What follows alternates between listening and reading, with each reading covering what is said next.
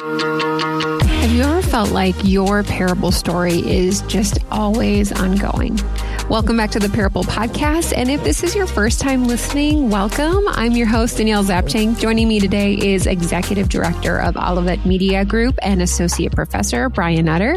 He shares about the ongoing parable story of parenting his son. Is he going to be whole in the terms of what we think whole is mentally on this earth? No, he's not. Because you have dreams for your kids, right? You say, I'm going to provide for my kid and I'm going to give them every opportunity imaginable so they can do whatever they want. I had to let those dreams go a long time ago. Here's my conversation with Brian Nutter.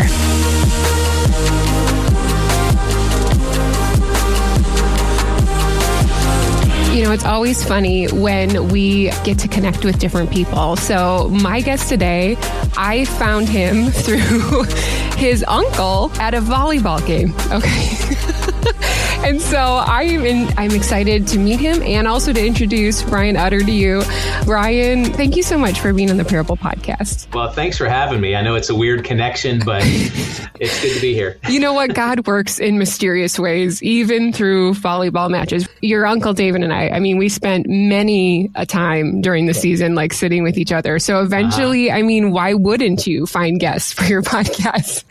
Brian, you are the director of the World Mission Broadcast and the executive director of Olivet Media Group and an associate professor. So just a couple things going on in your professional life. I am very busy. So have you always kind of like had that drive to have multiple things going in your life? Or you're just like, you know what, these are all my different passions. Like, I just feel like I want to do this. You know, I think that passion is a huge part of it. A calling is a huge part of it. And when it's ministry, I have a really hard time saying no. Yeah. You know, I love being a professor. I love teaching. I'm a builder by nature. So my grandfather, when he retired, was a clockmaker, built clocks, had a carpentry shop. And so I love to make sawdust myself. But what I get every fall is a new crop of building materials in new students. Yeah. And for 4 years, I get to pour into them and to build something out of them. And so I love that. My passion has always been media. I tell people I started in media when I was 9 years old. It was media distribution. I had an afternoon newspaper route. But my mother was the production manager at that newspaper, so I was always close to it. And so when I was actually able to have a job at like 15, they taught me photography and how to develop pictures in a dark room with chemicals, the old way of doing it, and then how to write. And so I was a sports reporter. I did a monthly column in high school. And so I thought I was going to study journalism. And then God has other plans, of course. And my senior year of high school, I took a media class, which exposed me to video work. And the high school band teacher was also the morning show guy of the local radio station. So everyone knew him, and he's kind of this crazy guy anyway. But the radio station had auditions, and he came into the class and said, hey, if anyone's interested, Saturday, come down. So a bunch of us did, and I stumbled over the word precipitation. I could not pronounce it to save my life. I finally just gave up, said, you know what, Friday is going to rain. And they wanted to hire me. I was 2 months from graduating from high school, and I'm like, I'm only going to be here 2 more months. Yeah. I'm going to college. I'm not going to stay in this little tiny town and do local radio. But it put something in me. And so I switched from journalism to broadcast communications. And from that, got a call, a missions call, where God was really telling me, you can do what you love, which is the broadcast media kind of thing, and go overseas and kind of teach people how to do that. And so my family and I were able to do that. We spent many years in South America. I ran a communications center in Buenos Aires, Argentina. I built another center near Sao Paulo, Brazil, for Portuguese language. And then we had our major indigenous languages of South America, which are Quechua, Quechua, Aymara, and Guarani. There's a test later, so take notes. So we did that. And then I did what all great missionaries are supposed to do. Work yourself out of a job.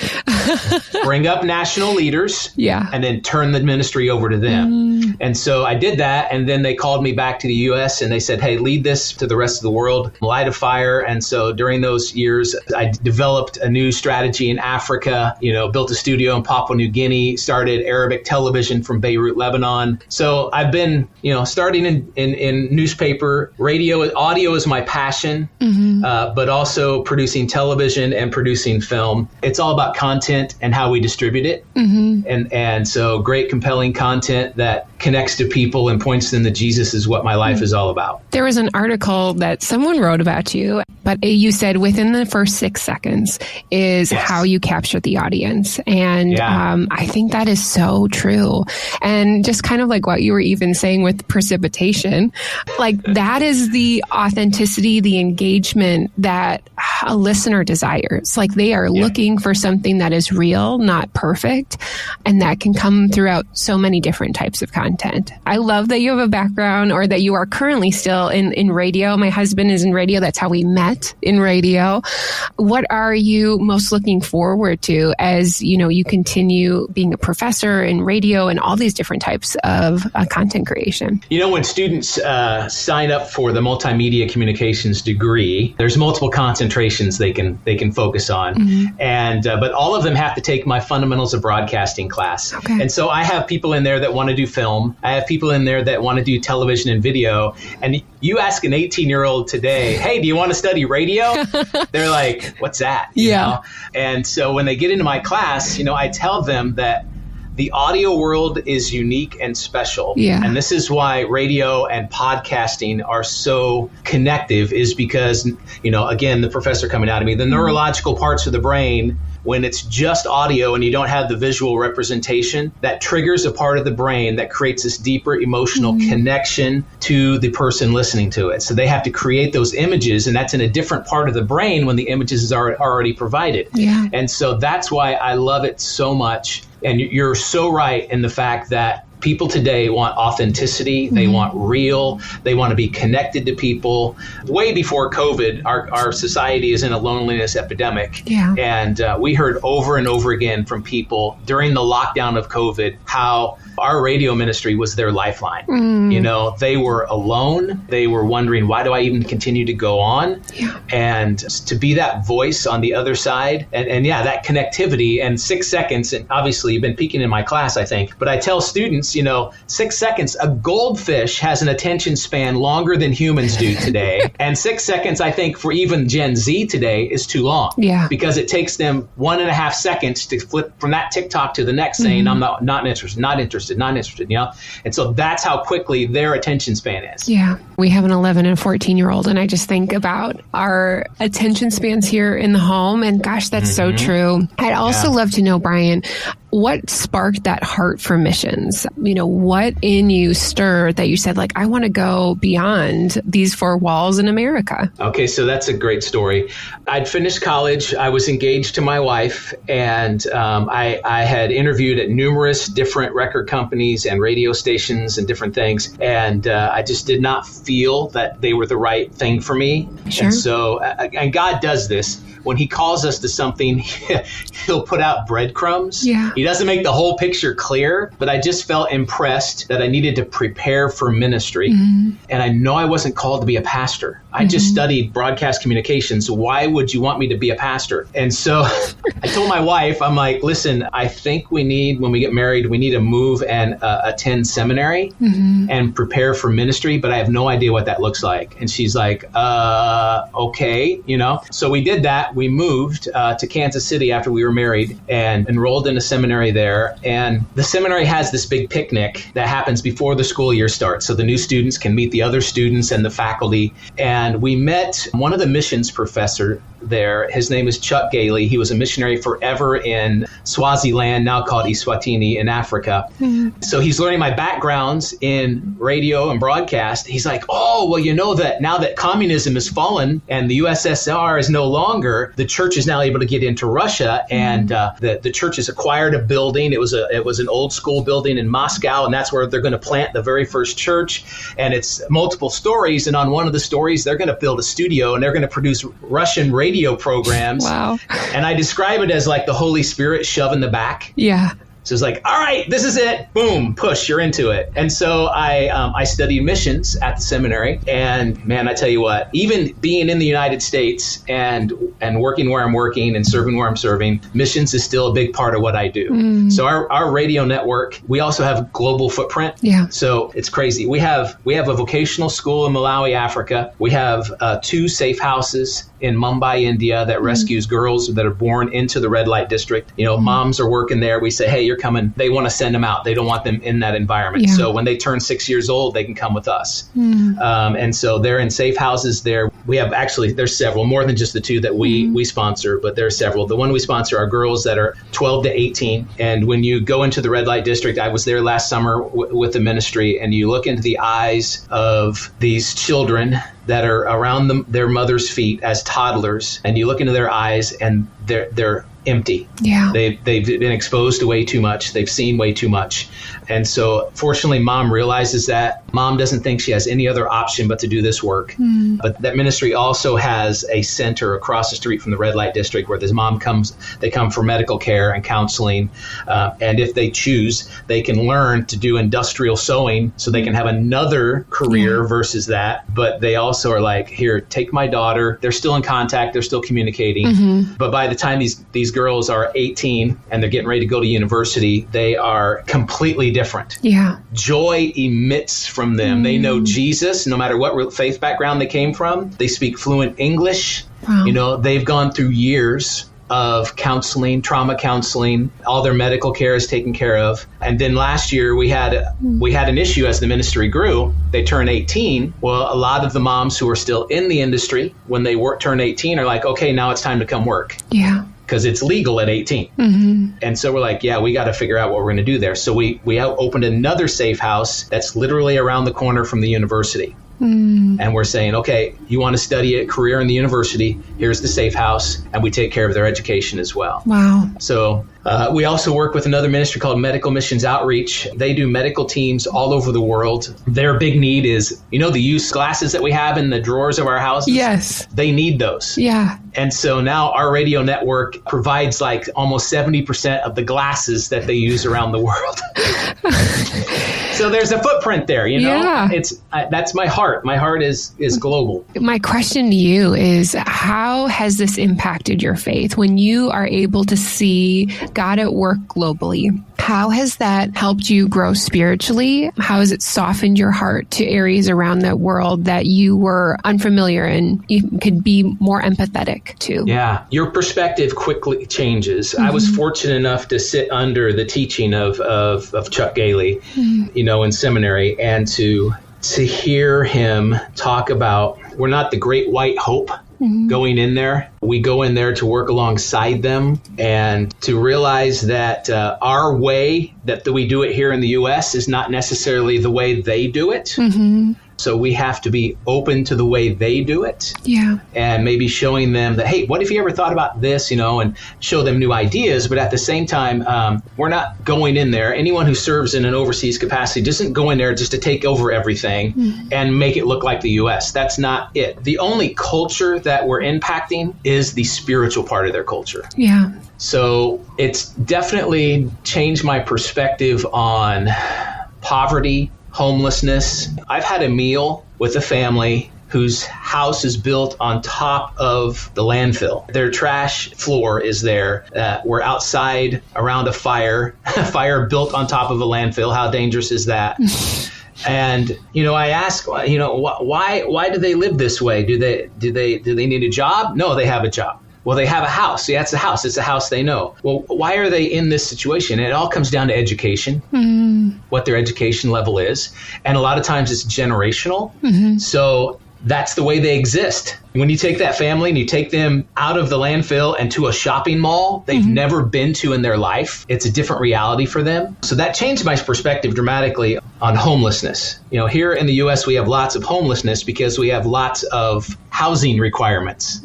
There, a house is made out of anything. Every major city in the world has that part of town. Great story I have. So I was actually going to film a video in Neuquén, Argentina, which is the very top of Patagonia. Everyone's heard of Patagonia. And we were go down there to film a video that was a forced video about a theme, and I know it wasn't going to work. I wanted to tell stories, and this wasn't a story. And so we get there, and the guy who was taking us around, because we bussed in, was a police officer who was also studying to be a pastor. And so I heard his story, which was just unbelievable. You know, police, many parts of the world, they don't get paid very well, so that leads to corruption. He's seen unbelievable, horrific images during his career, people that are brutally murdered. He's had to experience that. So as you can imagine, there's a lot of alcohol and drugs with the police and the fact that they have to escape from what they see every day. And so his wife and his daughter, who's about 7 at the time, start attending church. And the 7-year-old daughter every week asks Dad, hey, come to church. Well, how can a dad say no all the time to a 7-year-old daughter? So he goes to church and, they've got the words up on the wall and they're singing songs. And the song is something about how all the things that Jesus has done for my life and in my life. And he's thinking, well, what have I done for him? And so he has that moment right there in the service where he embraces Jesus and realizes he cannot continue to be a police officer because in his police training, they train them, if you fire your gun, aim for the head or the heart. Wow. He said, I cannot send someone into eternity knowing where I'm sending them. So I can't fire this gun anymore. So he walks into his commander's office. He has his badge and gun and he lays it down. He says, I can't do this anymore. And of course, the commander, because he's been a great police officer for 20 years, he's like, now, hang on. I have a new assignment for you where you're not going to need to use your gun, they hope. But it's in that neighborhood that you find in every major city of the world. In Neuquén, it's called Las Tomas, which means to take. The people took the land, they built a little house on it. And so this neighborhood is 75,000 people. Wow. Of these little bitty huts, smaller than a typical office. They have a dirt floor. The bathroom is a bucket in the corner. There might be a mattress laying on the floor. They're made out of cardboard and tin and plastic. There might be a curtain for a door. And Neuquén's cold. This is Patagonia, right? And so Carlos is this police officer's name. He's taken us through this area. And it's amazing because there's not a lot of respect for police. Everyone in that community respects him. Everyone. And so we're driving along and we pass this one guy who's out in his front little yard area in front of his little shack. And he says, hey, how you doing? And the guy responds to him and Carlos says, hang on, something's not right. We got to stop. So we stop there and we're talking to him and this guy is like edgy. And so Carlos is like, hey, where's your wife? I want to say hi to your wife. Oh, well, she's inside. She's with the kids inside. She's like, well, let me just say hi to her. It's like, oh, no, she's busy. It's like, just let me say hi to her. Well, of course, then she comes out and her face is red and she'd been crying because he'd been slapping her around. And so domestic violence is what Carlos works with more in this neighborhood. And of course, Carlos gets right into his face and says, you can't treat her like that. I could take you in right now for beating her, and then what would happen? You wouldn't be here to protect them. You wouldn't be here to provide for them. He says, you cannot do that, And so he didn't take him in. He calmed down the situation. He prayed for them, which that's not normal for a police officer to do. And then the next day we go back, and he's like, let's check on them. And so he checks on them, and of course they're doing much better. Yeah. But the reason why is she wanted to go get a job and he did not want her to work because it's dangerous, he says, because, he's showing scars of knife wounds from where he's out trying to work. And when I say work, a lot of them are going to that landfill to recycle whatever they can find. And that's their job. And so that changes your perspective on what homelessness and poverty look like. If we were allowed people to build without building codes, and then we'd get some pretty strange looking houses. I'll tell you that. But at least they'd be under a roof. Yeah. So it definitely does that, just to know people's stories, know where people have come from. Oscar, so when I met Oscar, he was 13. And Oscar came from a family of 10 children, extreme poverty. He was born with a cleft palate that they couldn't get fixed. So it was hard to understand him. But Oscar was always around when we were doing film productions. And so he's always watching us. And so I said, hey, you want to learn how to do this? He's like, yeah. And so we started training Oscar on a camera. And, that was, 2002. So 22 years later, Oscar's married to a Brazilian woman. He's Argentine.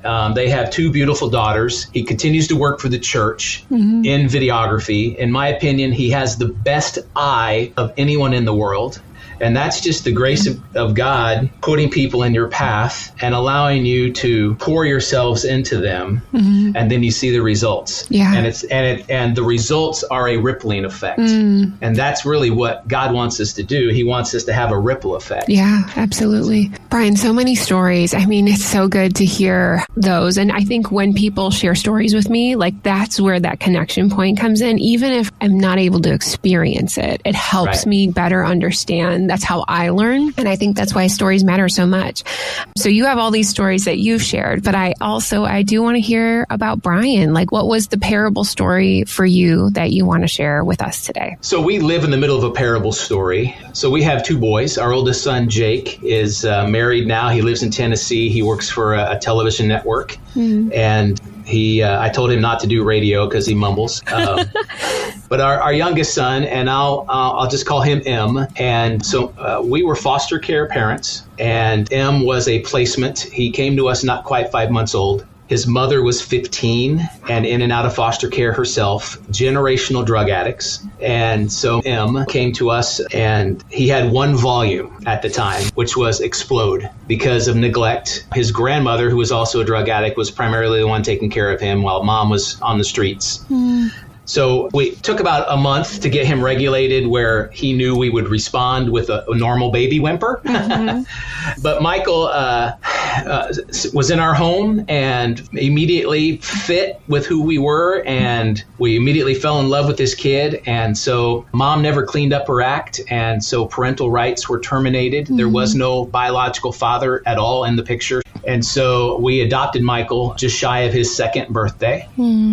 And we knew when you have foster care, when you have adopted kids, there is trauma There's always trauma. We just did not know the extent of the trauma and what he had experienced for the first 5 months of his life, and then also in vitro. Trauma is cellular. Most people don't realize that. And he was exposed to a lot of chemicals that mom was taking. So as he grew, he was always a big kid. He was off the growth charts very early. And it was about 5 years ago that school wasn't working for him. And so we had him in a private Christian school, and they weren't, of course, equipped to deal with the needs that he required. And so we put him back into public school. And of course, that was, then at that point, talking an educational plan. About five to 6 years ago now is when it really came to a head. And after years of therapists, psychiatrists, trying different medications, all kinds of testing, all kinds of diagnoses, he is on the autism spectrum, which is one thing of its own. But when you combine autism with trauma, it's very difficult to find the right treatment plan. It requires a team of people. And his psychiatrist at that time diagnosed my wife and I with PTSD and chronic stress. Wow. And told us, you have done everything you can. Everything you can. You've brought in specialists. You've taken him to me, to other therapists, all kinds of different therapies. He needs full-time therapy and care if we're going to help rewire his brain, if you will, because that doesn't happen overnight. Yeah. And that's the problem in society today, especially when adoptions, even international adoptions, because the first really 2 years of a child's life, the synapses of the brain are connecting. And to connect them properly, that baby needs to be loved and coddled, and so when there's neglect and trauma, they connect incorrectly. Yeah. And so when they connect incorrectly is when you have high brain function, emotional stability, all those things get affected. And so he was diagnosed with autism, oppositional defiance disorder, intermittent explosive disorder. It's not an official disorder yet, but it needs to be, and that's developmental trauma disorder. The professionals haven't stamped that as an official diagnosis, but it needs to be, because that does affect development. Definitely not physically. Yeah. So he is physically, he's 14 now. He looks 19. He's 6'2" and 264. He would destroy on the football field, but because of all this, he can't play football. Emotionally, he's 5, right? Wow. And so what has happened through his life is, because of his size, even in like daycares, well, he's so big, we're going to move him up with the older kids. Yeah. Nightmare situation. And so resourcing is always an issue. We go to all kinds of meetings with schools, and the frustration for us is, you have all these professionals that are supposed to know the answers, and we know about more resources than they do. So we'll mention, what about this? And they're like, well, I've never heard of that. And we're just like, you're the professional. You're supposed to know this stuff. And so we have consultants now that work with us. My wife and I have been on a committee for our county. The county got a grant to develop a 360 system of care for mental health in our county. We're understaffed when it comes to therapists and psychiatrists for kids. My wife served on the executive committee for a time as well. So residential schools it's been a journey for him. The first school he was in was closed down by the state of Illinois. there was some physical abuse happening there, and they shut it down. So the state told us this ahead of time. We immediately got him out there. We got him into another school that we tried before, didn't have openings. That school on the trauma side, we saw great progress because that was their focus, but they didn't know how to understand the autism side. Yeah. And so he was kicked out of there for extreme violence. Next school, in a different state, I'm just going to be honest with you. He attacked a kid, choked a kid to unconsciousness, and they arrested him, charged him with second-degree assault as a 12-year-old. And he spent 100 days in juvenile detention. We pled it down to third-degree assault. And then they released him to me so I could take him to a school in another state. Yeah. And in that school, he sent 2 more kids to the hospital. And by this time, my wife and I are looking coast to coast for schools. We have a spreadsheet of 84 schools that have told us, no, he's too violent. And so he was home with us and has a violent outburst, destroys the gear shift in my wife's car out of anger. Another fit soon after that one. I've gotten really proficient at patching drywall, just so you know, because he likes to punch walls. But he snapped an iPad in half. That tells you how strong he is in a fit of anger. And my wife and I, better than anyone else, we know his triggers. We know we can visibly see when he's getting escalated. We know when to step in and help him de-escalate, and we can get him to do it the quickest than anyone else because we know him better than anyone else. But at the same time, if it's already past that point of no return, that's when rage happens. Yeah. And because of his autism, for a long time, the only emotion he could show us was rage. So my wife and I, we were out of answers. We've been at the point of no answers many times in our life, and just say, God, you've got to open up a door. You've got to provide. You know, we dedicated him to God when he was a baby and said, he belongs to you. We put him in your hands, and we trust that you're going to guide him through this. And so we had to make a decision earlier this year when that last episode happened. One of the things that our consultants have talked to us a while when we do feel like our lives are in danger is to do a no-fault lockout. And trust me, the police have been in my house so many times. They all know us. They all know my son. Yeah. You know, some of them we go to church with, thank goodness. But we told the police, they said, listen, we have to do a no-fault lockout. And they were going to take him to the hospital, to the mental health ward. And we get to the hospital, and the hospital says, okay, we're going to admit him. We don't have any beds. We're going to call around. And we told them, they said, well, we're doing a no-fault lockout. And then we have what's called a SAS worker, which works with the social services side of things. We told them we're doing a no-fault lockout. So at that point, the way it's supposed to go is they contact DCFS because we know 83 schools have said no to us. We can't find another place. DCFS needs to step in and help us. Yeah. DCFS, of course, contacts us and says, you're just abandoning your child? You're horrible parents. Well, then we explain the whole story. Then they back off, right? But then they just stop communicating to us. And so the hospital is contacting us, and we're visiting our son in the ER now for 4 days. Yeah. In the ER because there's no beds. They don't want to admit him even if a bed opened. Because they don't know where he's going after that, and they don't want him there forever. Yeah. So it goes on for a few more days, and then they threaten police, and they call the police on us. Our friend, who's a sergeant, answers the phone and says, this is a DCFS issue. This isn't police. So then they call the state, and the state forces the police. So we are visiting our son in the hospital, and they arrest us for child abandonment. They handcuff us. They lead us through the ER. They put us in a cruiser. They take us to the detention center. They book us. I can see my wife in one cell. I'm in another cell overnight before our court case the next day. So needless to say, just fast forward, the grand jury said this is ridiculous, voted unanimously, dropped charges. You know, we're trying to get that all expunged from our record and sealed. And it's just because it never should have happened. Yeah. Never should have happened. And parents in this situation, and there are more parents in this situation than we actually know that are dealing with mental health issues with their kids. They can't find the answers. They're desperate in what they're trying to do because they call it child abandonment. I call it advocation. We were advocating for our child to get him the services he needs. You know, when we were fostering him and we had that meeting and we met his biological mom for the first time and biological grandmother, I left that meeting and I told my wife, if the state messes up and ever sends him back into that situation, I'm done. I can't do this anymore because he'll end up dead or in jail before he's 18. I want to make sure that we do everything we can to provide everything he needs to function in society. And I don't know if he fully will be able to do that. Yeah. And You feel like a failure as a parent. But someone told me if your child had a severe cardiological event, if they had a heart condition, you would want the best cardiologist to work with them, right? Yeah. Same situation. They have a severe medical issue, which is mental health. Not their fault.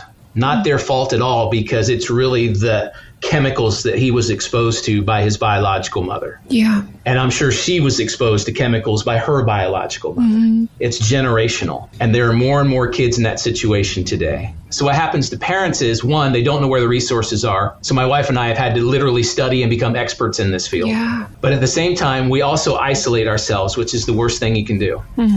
What can you control? You can control your child inside your bubble, your home. So you isolate yourself. You have to build a bigger community around you. You have to find advocates that are on your side, helping you find for answers and resources. And when those run out, in our situation, we had to do something desperate, but we won't give up. He's in a residential school today. It's not going well. There's not a pretty bow on this story. We fear for his life. We do.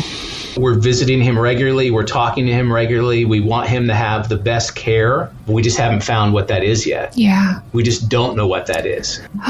Brian, when I hear your story, I just think of unconditional love. Like, here's a child that was not your own flesh and blood, but you chose to love him, and not even knowing, like, you're just like, I don't know what is coming into our family. And here you are, like, many years later, continuing to fight and advocate, even while diagnosed with post-traumatic stress and just like trauma that you guys have been inflicted, just like constantly coming back. How do you, as a parent, when you feel like such a failure, like, how do you keep going? Just like you said, this is an ongoing thing you and your wife are going to continue to work through, to deal with for him, and you're going to continue to fight. Like, how do you keep going? The notion of that you're a failure as a parent, you have to put aside. Yeah. You do. Because there's no rule book on this.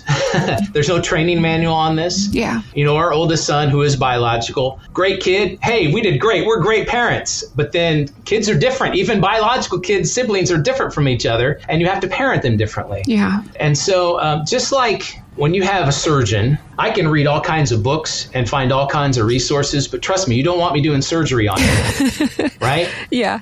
And so that's not failure. That's just the reality of me knowing my limitations. And we had to find out exactly where our limitations are and embrace the fact that, and this is tough for men. Yeah.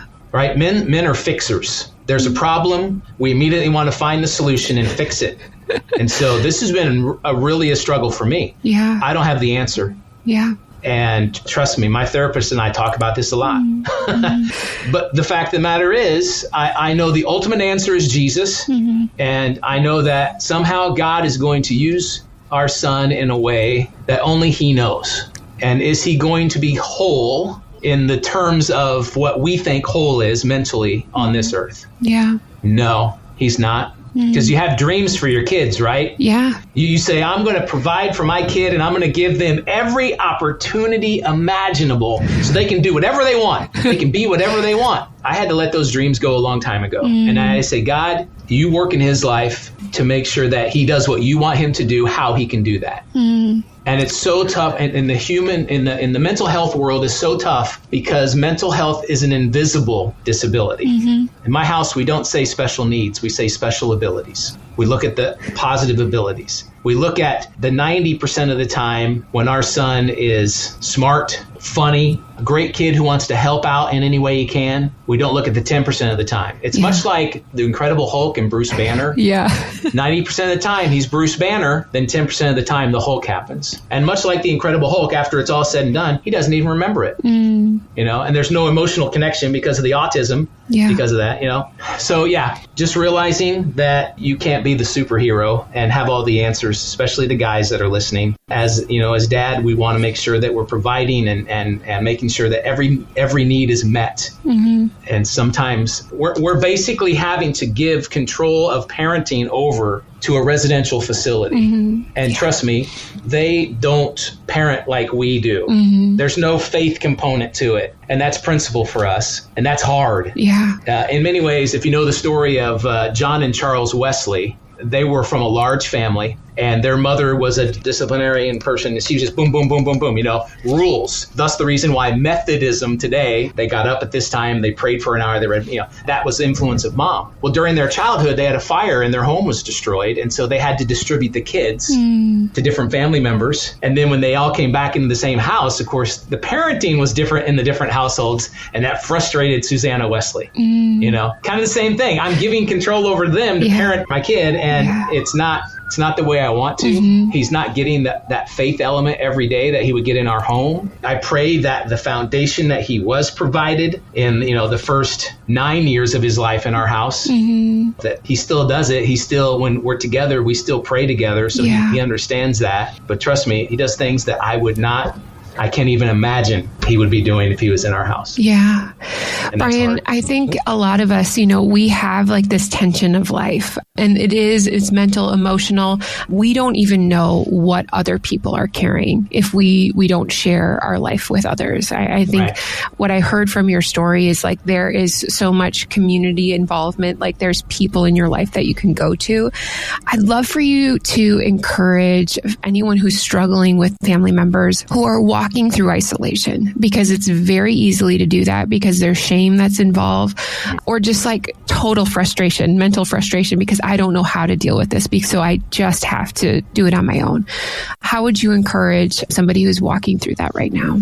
If faith is not a part of your life, it needs to be. Mm-hmm. Honestly, I don't know how anybody could go through any difficult situation in life and not have God to rely on as their source of strength. Mm-hmm. Realizing you need a group of people around you that can support you, that can advocate for you. Even here at the university, when we were released from jail, I had a text message waiting from the president saying, whatever you need, just picture me with my hand held up. Yeah. And so to know that we have that kind of support system, and that's work. You have to build that yourself. And another thing I would say is people are going to try to empathize with you. Mm. They're not going to be able to do that unless they live it. Yeah. Right. And they're like, oh, well, my sister, she had, not the same thing. Yes. Right. Don't get frustrated with them. They just care. Yeah. But find people. There are ministries out there that have support for adoptive parents. There are Facebook groups you can get on, and you'll learn about new resources there, perhaps. So it does take a team to do this. Mm-hmm. You can't do it on your own. Don't isolate yourself. It's the worst possible thing you can do. That's why the faith component, being a part of a church that knows and cares and doesn't judge. Trust me, my wife and I are thrown in jail. You don't think that there were people like, they're horrible, and they don't know the situation. Yeah. And we did not have to defend ourselves. Mm-hmm. There were plenty of other people on social media that defended us, because they knew the story. Definitely, if you're not already, start seeing a therapist yourself. Mm-hmm. You can't carry this baggage. You need to unload. There's this thing in foster care called respite, and it's so vitally important to have respite from that situation. So self-care, big part of it, team of people, faith at the center of all this. Know that you're not alone. There are other people out there who are dealing with situations. I've said numerous times in my life, there's got to be a worse situation with another kid that's struggling like this. There's got to be a worse situation. I haven't found it yet. Mm-hmm. And I hope it doesn't exist out there. Yeah. Because I could not imagine what those parents would be going through. But we could not be going through this without God at the center of it. Yeah. Amen.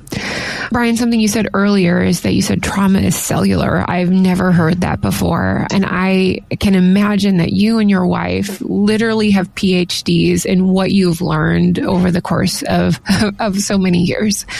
When somebody needs to advocate for someone else, that's a process, it's a journey. You have to have courage and stamina to keep going back and advocate. What have you learned about that for yourself as you continue to advocate for your son? There have been times numerous times where I just look at my wife and we both know we have no idea what's next. We've tried to find answers. We've tried to find resources, and then a door opens. Yeah. And we thank God for that. And then this last time, there were no doors opening. Mm-hmm. And we're afraid. We're afraid for his life. We're afraid for our life. So it's always advocating means you need people advocating for you as parents. Mm-hmm. You're going to pour everything you can into finding answers. Mm-hmm. And eventually you're going to be empty. So we have groups beyond our individual therapists that we see. We have groups that we're a part of. We've actually gone to trauma counseling, to trauma counseling conventions. So they have, especially in the adoptive world, a lot. I mean, let's face it. If you're adopting a child, I don't care how you do it, there's trauma. Even if it's if you have someone carrying your child and biologically it's yours, there's probably going to be some kind of trauma there. Whether that's an open adoption and you know that whoever carried you, they're going to feel different from everyone else because they came into this world different from normal. Normal is a very loose word. And so there's trauma there. So you're going to be pouring all your advocacy into that child. You need to have people that are advocating for you. The way to do that is not being afraid to tell your story, not being afraid to form that team of people around you. We found an advocate early on in the social services world, and she's phenomenal. She showed up at our very first IEP meeting at the school because we were like clueless. We're clueless. We have no idea what resources are available. And so we're trying to fix that here in our county, at least, so that people know where the resources are. Because you step into this world and it's all new to you and you're a rookie, but you quickly learn. And then you get to that point where you know more than the local school and you know more than the local police department. But you're advocating for training in the school and the police department. My son is biracial, so his biological father, which we don't know who was African American. His mother was Caucasian. And so I take him to the local police department and I'm like, hey, this is my son. If you ever encounter him and there's an issue, just so you know, he has autism and mental illness and he's going to respond differently. And I want you to know him and I want you to see him because they don't have that proper training on how to deal with mental health. There are certain places in the United States that have realized that. And they're investing in not police officers, but mental health responders. And they're seeing the city of Denver, they're seeing a huge impact on the amount of work the police officers are not doing when it comes to mental health. So they're able to concentrate on the serious stuff. And these mental health workers who are trained to be able to respond in the proper way, that's needed across the country. Thanks for explaining that, because I've heard of that on the news and I was like, what does that necessarily mean? That's so helpful. Brian, gosh, thank you so much for opening the door and letting us in for a bit just to hear your story and what you and your wife and your sons have walked through. I'm grateful to hear this because it just helps us recognize so many different areas, how God is continually working, and gosh, just where he's meeting you guys. So thank you so much for sharing that today. If people wanted to get connected to you, what are the best ways that they can do that? So X, at Brian Utter on X. Okay. All right. Well, we'll put all of Brian's information everywhere that you can find him, all the places he works, in today's show notes. Brian, thank you so much for being on the Parable Podcast. Thank you. This is such a story from Brian and his wife. Honestly, sometimes when we go through things, it is brutal and it is beautiful all at the same time. If you are in an ongoing parable story of your own, we just want to let you know that we see you. We hold space for stories like this where it is not wrapped up in a tidy bow. This is a space for stories like this to be shared. To connect with Brian, simply visit daniellezapchenk.com for details. And here are 2 reflection questions from our time with Brian. Number 1, what are some ways that you can release the tension of holding these 2 things, these ongoing stories in your life? Number 2, isolation is very real and it is pretty easy to fall into. So what is one way you can reach out to a friend or a safe person in your life to continue to strengthen your community base for the future, for right now? Also, a huge shout out to my husband, Eric, for editing this podcast today. Yes, we met at a radio station. So this whole story really comes full circle for me when I think about Brian's work. I'm so grateful that you took the time to spend it with me. Remember, your parable showcases how God is with us in the messy and he continues to love us through it. We'll see you back again next week on the Parable Podcast.